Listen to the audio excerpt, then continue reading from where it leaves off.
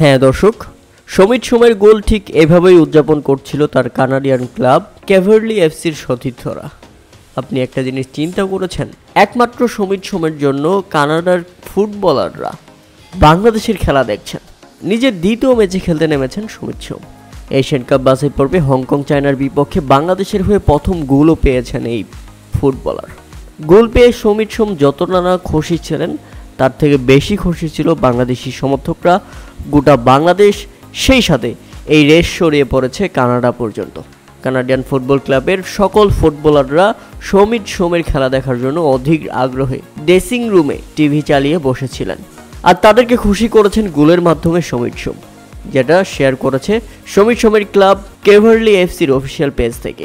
সমিত সোম, হামজা এই দুজন দেখিয়েছেন কিভাবে ফিরে আসতে হয়। তবে শেষ পর্যন্ত দুঃখজনক হারে বাংলাদেশের হৃদয় একদম ভেঙে চুরে গেছে। সমর্থকরা গত রাতে ঘুমাতে পেরেছে কিনা আমি জানি না। হংকং চায়নার বিপক্ষে ম্যাচের একদম অন্তিম মুহূর্তে ৯৮তম মিনিটে গোলটি করে বসেন সমিত সোম। দারুণ একটি হেডে বল জালে জড়িয়েই নিজের অভিষেক গোলটা করে ফেলেছিলেন এই কানাডিয়ান ফুটবলার।